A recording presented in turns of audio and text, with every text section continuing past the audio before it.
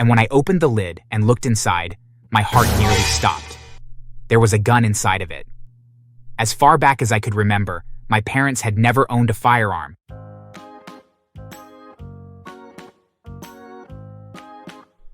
Hi there, my name is Jake, and I'm 29 years old, and I wanted to tell you about something that has been troubling me lately.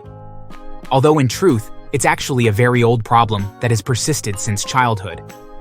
My parents never really saw eye to eye. In fact, I often wondered why my mother and father had actually even gotten married since, as far back as I can remember, they pretty much hated one another. However, all that came to an end when my father was murdered. The police suspected that it had been a burglary that had gone wrong, but they could never find the gun that was used to kill him, nor could they ever find any evidence that would find a suspect. My mother reveled in her newfound freedom, and I suspected that she would kiss my father's murderer rather than bring them to justice. It didn't hurt that my father left behind a rather large life insurance policy that instantly made our family rather wealthy. We sold the small house we used to live in, and my mother bought a large mansion. Even as young as I was, I would worry how it was that we were going to pay for everything, but my mother didn't share my concerns. She was too busy enjoying the life of luxury.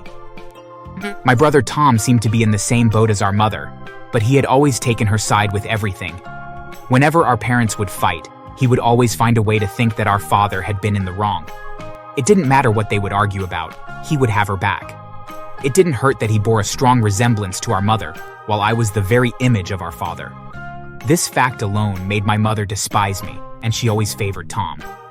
It wasn't that she never paid attention to me, but it was always obvious that he was her favorite. If I would have a birthday party, he would be given one even bigger and more expensive. My mother bought Tom a brand new mountain bike, while she got me one from a secondhand store. When we came of age and got our driver's licenses, my mother bought Tom a brand new sports car, while I had struggled to afford a beat-up junker. It was honestly very annoying, but I didn't feel like it was my place to complain.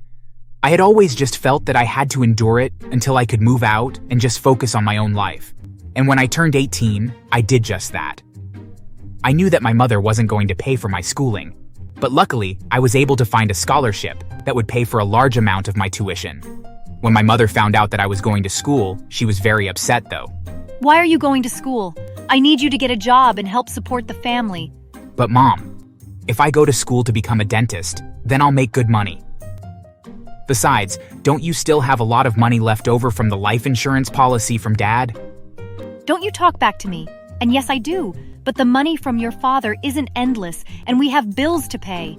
Even Tom has gotten a job and is helping out. Why must you be like your dad and be so difficult? It was so aggravating, but I really didn't have much of a choice. In the end, I got myself a part-time job bartending while I attended school. I would send almost half my paycheck to my mother every week, while I kept the rest to pay for my own bills. After the 8 years of school were done, I was able to open my own practice and ended up quitting my job as a bartender.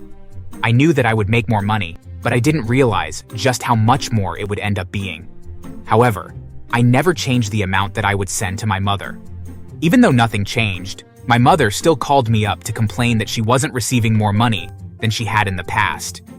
Jake, why aren't you giving me more? You and I both know that a dentist makes far more money than a bartender. Why haven't the checks you are sending me increased? I'm sorry, Mom, but I have to pay my staff, plus get insurance and pay rent on my business. I can't send more than what I am. It's always been enough in the past. Shouldn't it still be enough now? Well, it normally would be yes, but your brother hurt himself at work and has had to take some time off while he heals. As such, money is a bit tight at the moment. I didn't believe her, of course, but I also didn't really care. In the end, I promised that I would try to send a bit more money from now on, and because I felt guilty, I did. However, it wasn't enough. And after a few months of the increased payments, my mother called me again to complain, but also to ask for even more.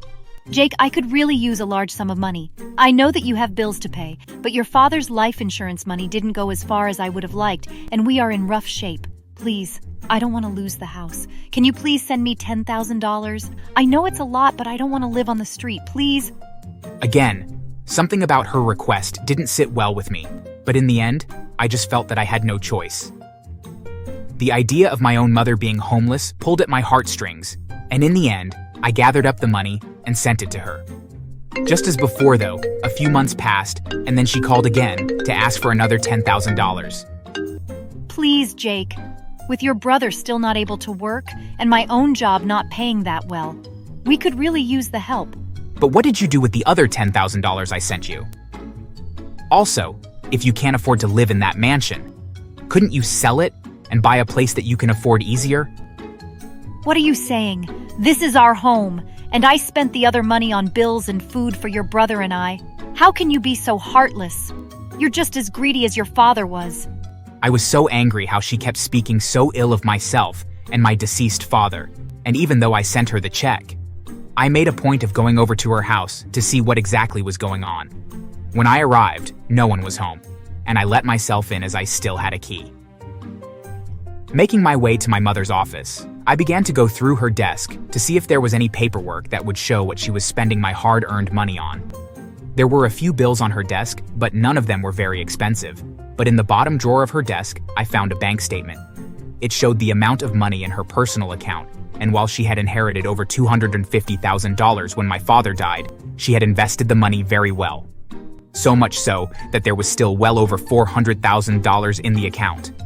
Angry and confused, I didn't understand why she needed my money so much when it was clear that she was doing quite well on her own. Frustrated, I slammed the drawer shut with such force that the whole desk shook violently, and when it stopped, I heard a strange metal noise. It sounded like something metallic dropped under her desk, and when I bent over to look, I saw that a key had been taped to the underside of a drawer and had fallen when the desk shook. Picking it up, I looked at it carefully, and then instantly knew what it was for. My mother had a safe behind a painting in her office, and when I went over to it and used the key, I found that it opened it. Inside were even more documents showing that my mother had more than just that one bank account, and in fact, she was doing quite well for herself. However, all that just confirmed what I had already discovered. As I kept looking, though, I found a small shoebox in the safe that looked quite out of place, and when I opened the lid and looked inside, my heart nearly stopped. There was a gun inside of it. As far back as I could remember, my parents had never owned a firearm, and I feared why my mother owned this one.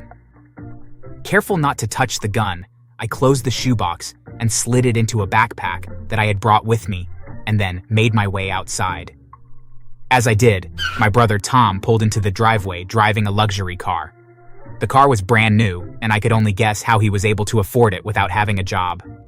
So, is this what the money I've been sending you to going towards? I thought you had bills to pay? You should mind your own business. This is my business. You and Mom are spending the money I send you on frivolous things while crying that you can't make ends meet? Are you even hurt and unable to work, Tom? You have no right to speak to us like this. Your father was just as paranoid, and look what it got him. I had to bite my tongue because I had my suspicions about what she meant by that. Although I just stormed off while the two of them just laughed at me. As soon as I got home, I changed all my banking information so that the regular payments that I made to them would stop, but I then needed to decide what I would do with the gun that I found. I knew that it was a long shot, but there was something that I found disturbing about it. Almost as if the ghost of my father was telling me that it was important. And so I brought it to the police and asked them to investigate if it was the murder weapon that had been the missing piece of the puzzle.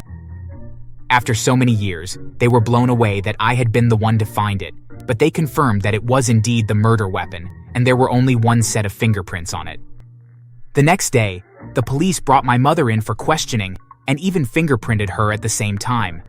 Sure enough, her fingerprints were a match to those on the gun, and once they confronted her with this evidence, she broke down in tears and confessed that she had been the one to shoot and kill my father, and then stage the house to make it look like a robbery. She confessed that she had done it because of his life insurance policy. Over the years, they had fought about money so often that she saw it as a way to become wealthy, and she didn't care that it would cost him his life. Everyone that we knew was blown away at this earth-shattering news, but personally, I was just relieved that my father could finally rest easily now that his killer would face justice. With her having confessed and the murder weapon having been found, my mother was sentenced to 20 years in prison, and her assets and accounts were all seized by the police. As the police began going over her accounts, they discovered that murder was the least of her crimes. They found evidence that my mother and brother were even involved in money laundering and had been doing so for local crime families. Once the police discovered this, they then arrested my brother Tom as well. In the end, he was also sentenced to 10 years in prison, and my mother was given an additional 10 years in prison for the new charges. I had opened up a can of worms, and I couldn't have been happier. To think that if my mother hadn't been so greedy and kept harassing me for money, then her crimes would have gone unpunished. I do feel guilty that not only have I lost my father, but I have now lost my brother and mother too. But I do realize that I did the right thing. What do you think, though? Would you have done the same?